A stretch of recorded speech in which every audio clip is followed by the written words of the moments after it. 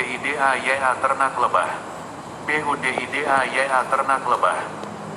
Berikut ini adalah serba-serbi budidaya ternak lebah dimulai dengan sejarah singkat ternak lebah, sentra budidaya ternak lebah, jenis-jenis ternak lebah, manfaat ternak lebah, persyaratan lokasi budidaya ternak lebah, pedoman teknis budidaya ternak lebah, hama dan penyakit ternak lebah dan lain-lain. 1. Sejarah singkat. Lebah merupakan insekta penghasil madu yang telah lama dikenal manusia. Sejak zaman purba manusia berburu sarang lebah di goa-goa, di lubang-lubang pohon dan tempat-tempat lain untuk diambil madunya. Lebah juga menghasilkan produk yang sangat dibutuhkan untuk dunia kesehatan yaitu royal jelly, polen, malam, lilin, dan sebagainya. Selanjutnya manusia mulai membudidayakan dengan memakai gelodok kayu dan pada saat ini dengan sistem stup.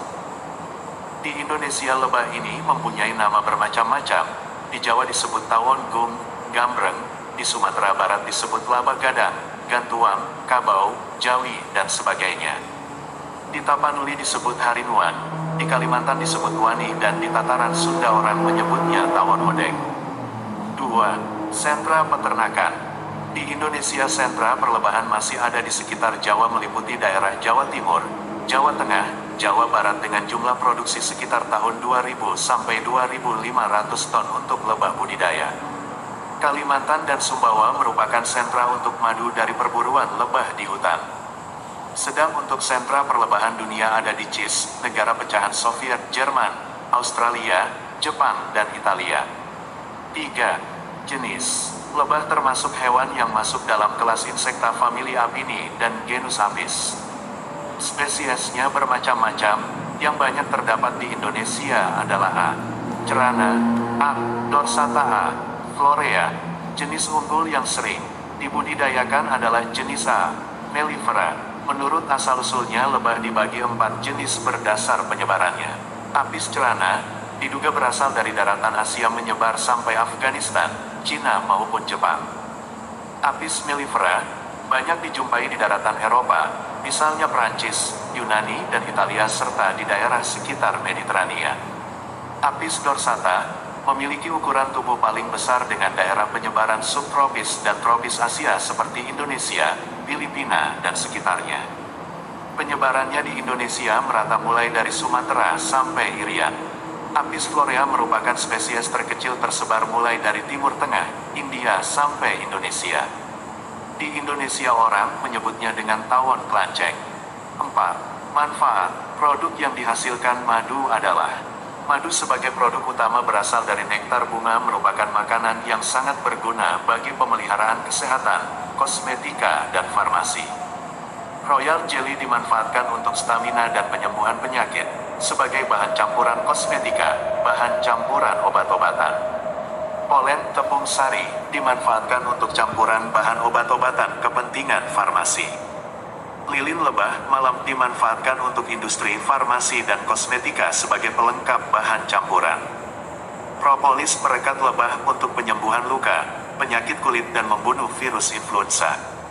Keuntungan lain dari beternak lebah madu adalah membantu dalam proses penyerbukan bunga tanaman sehingga didapat hasil yang lebih maksimal. 5. Persyaratan lokasi. Suhu ideal yang cocok bagi lebah adalah sekitar 26 derajat C. Pada suhu ini lebah dapat beraktivitas normal. Suhu di atas 10 derajat C lebah masih beraktivitas. Di lereng pegunungan, dataran tinggi yang bersuhu normal 25 derajat C, seperti Malang dan Bandung lebah madu masih ideal dibudidayakan. Lokasi yang disukai lebah adalah tempat terbuka, jauh dari keramaian dan banyak terdapat bunga sebagai pakannya. 6. Pedoman teknis BUDIDAYA. Dalam pembudidayaan lebah madu yang perlu dipersiapkan yaitu lokasi budidaya, kandang lebah modern, stuk pakaian kerja, dan peralatan. Syarat yang utama yang dipenuhi dalam budidaya lebah adalah ada seekor ratu lebah dan ribuan ekor lebah pekerja serta lebah jantan. Dalam satu koloni tidak boleh lebih dari satu ratu karena antar ratu akan saling bunuh untuk memimpin koloni. Penyiapan sarana dan peralatan, perkandangan, suhu. Perubahan suhu dalam stup hendaknya tidak terlalu cepat, oleh karena itu ketebalan dinding perlu diperhatikan untuk menjaga agar suhu dalam stup tetap stabil. Yang umum digunakan adalah kayu empuk setebal 2,5 cm. Ketahanan terhadap iklim. Bahan yang dipakai harus tahan terhadap pengaruh hujan, panas, cuaca yang selalu berubah, kokoh dan tidak mudah hancur atau rusak. Konstruksi. Konstruksi kandang tradisional dengan menggunakan gelodok dari bambu, secara modern menggunakan stup kotak yang lengkap dengan frame-nya. Peralatan yang digunakan dalam budidaya lebah terdiri dari masker, pakaian kerja dan sarung tangan, pengasap, penyekat ratu, sangkar ratu, sapu dan sikat, tempat makan, fondamen sarang, alat-alat kecil, peralatan berternak ratu dan lain-lain. Pembibitan, pemilihan bibit dan calon induk. Bibit lebah unggul yang di Indonesia ada 2 jenis yaitu A. Cerana lokal dan A. Mellifera impor. Ratu lebah merupakan inti dari pembentukan koloni lebah. Oleh karena itu pemilihan jenis unggul ini bertujuan agar dalam satu koloni lebah dapat produksi maksimal. Ratu A. Cerana mampu bertelur 500-900 butir per hari dan Ratu A. Mellifera mampu bertelur 1.500 butir per hari. Untuk mendapatkan bibit unggul ini sekarang tersedia 3 paket pembelian bibit lebah. Paket lebah ratu terdiri dari 1 ratu dengan 5 lebah pekerja. Paket lebah terdiri dari 1 ratu dengan 10.000 lebah pekerja. Paket keluarga inti terdiri dari 1 ratu dan 10.000 lebah pekerja lengkap dengan 3 sisiran sarang. Perawatan bibit dan calon induk. Lebah yang baru dibeli dirawat khusus. 1 hari setelah dibeli, ratu dikeluarkan dan dimasukkan ke dalam stup yang telah disiapkan. Selama 6 hari lebah-lebah tersebut tidak dapat diganggu karena masih pada masa adaptasi sehingga lebih peka terhadap lingkungan yang tidak menguntungkan. Setelah itu baru dapat dilaksanakan untuk perawatan dan pemeliharaan rutin. Sistem pemuliabiakan. Pemuliabiakan pada lebah adalah menciptakan ratu baru sebagai upaya pengembangan koloni. Cara yang sudah umum dilaksanakan adalah dengan pembuatan mangkokan buatan untuk calon ratu yang diletakkan dalam sisiran. Tetapi sekarang ini sudah dikembangkan inseminasi buatan pada ratu lebah untuk mendapatkan calon ratu dan lebah pekerja unggul. Pemuliabiakan lebah ini telah berhasil dikembangkan oleh KUD Batu Kabupaten Malang. Reproduksi dan perkawinan. Dalam setiap koloni terdapat 3 jenis lebah masing-masing lebah ratu, lebah pekerja dan lebah jantan. Alat reproduksi lebah pekerja berupa kelamin betina yang tidak berkembang sehingga tidak berfungsi, sedangkan alat reproduksi berkembang lebah ratu sempurna dan berfungsi untuk reproduksi. Proses perkawinan terjadi diawali musim bunga. Ratu lebah terbang keluar sarang diikuti oleh semua pejantan yang akan mengawininya. Perkawinan terjadi di udara. Setelah perkawinan pejantan akan mati dan sperma akan disimpan dalam spermateka, kantung sperma, yang terdapat pada ratu lebah kemudian ratu kembali ke sarang. Selama perkawinan lebah pekerja menyiapkan sarang untuk ratu bertelur. Proses penetasan. Setelah kawin, lebah ratu akan mengelilingi sarang untuk mencari sel-sel yang masih kosong dalam sisiran. Sebutir telur diletakkan di dasar sel. Tabung sel yang berisi telur akan diisi madu dan tepung sari oleh lebah pekerja dan setelah penuh akan ditutup lapisan tipis yang nantinya dapat ditembus oleh penghuni dewasa. Untuk mengeluarkan sebutir telur diperlukan waktu sekitar 0,5 menit. Setelah mengeluarkan 30 butir telur, ratu akan istirahat 6 detik untuk makan. Jenis tabung sel dalam sisiran adalah sel calon ratu, berukuran paling besar, tak teratur dan biasanya terletak di pinggir sarang. Sel calon pejantan, ditandai dengan tutup menonjol dan terdapat titik hitam di tengahnya. Sel calon pekerja, berukuran kecil, tutup rata dan paling banyak jumlahnya. Lebah madu merupakan serangga dengan 4 tingkatan kehidupan yaitu telur, larva, pupa dan serangga dewasa. Lama dalam setiap tingkatan punya perbedaan waktu yang bervariasi. Rata-rata waktu perkembangan lebah. Lebah ratu, menetas 3 hari, larva 5 hari, terbentuk benang penutup 1 hari, istirahat 2 hari, perubahan larva jadi pupa 1 hari, pupa kepompong 3 hari, total waktu jadi lebah 15 hari. Lebah pekerja, menetas 3 hari, larva 5 hari, terbentuk benang penutup 2 hari, istirahat 3 hari, perubahan larva jadi pupa 1 hari, pupa kepompong 7 hari, total waktu jadi lebah 21 hari.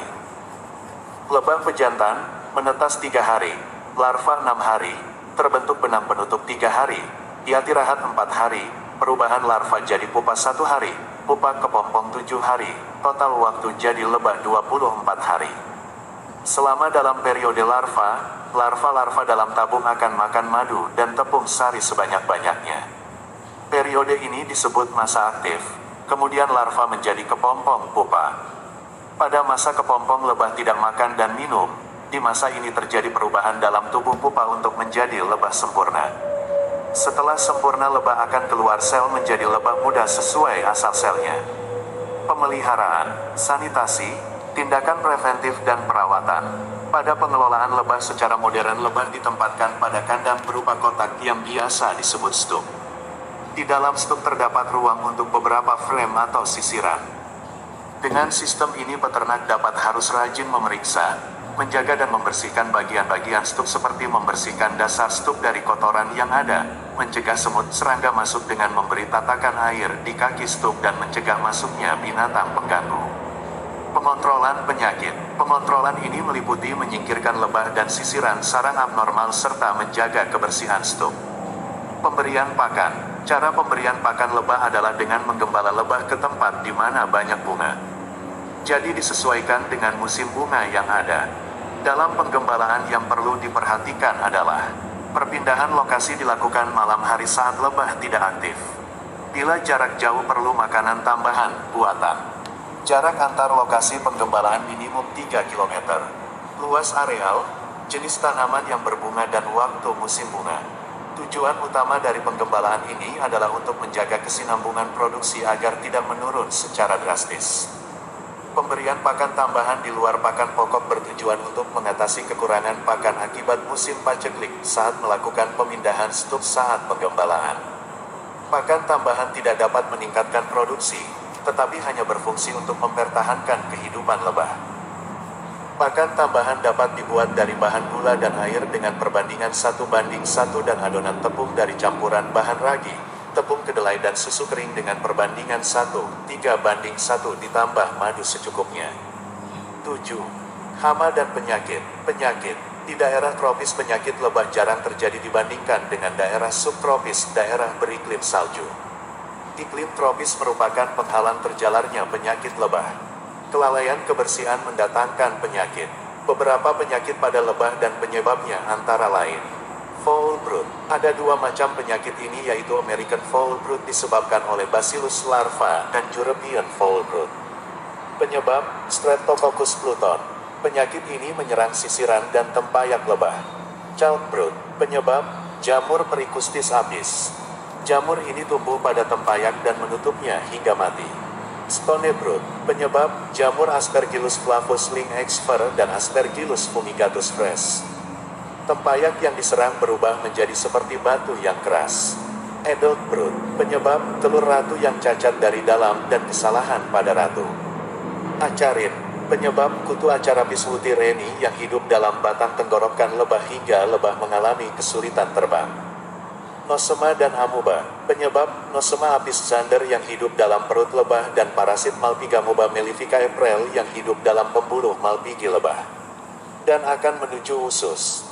Hama yang sering mengganggu lebah antara lain burung, sebagai hewan yang juga pemakan serangga menjadikan lebah sebagai salah satu makanannya.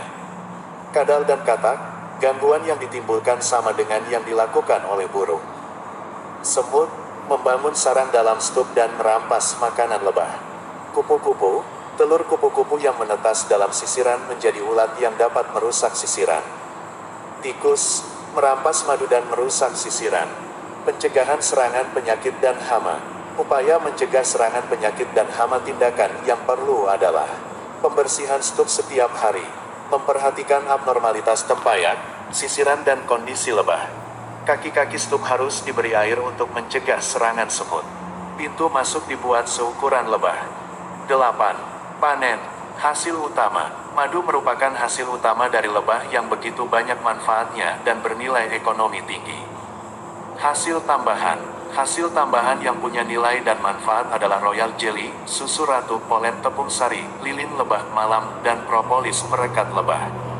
Pengambilan madu. Panen madu dilaksanakan pada 1-2 minggu setelah musim bunga.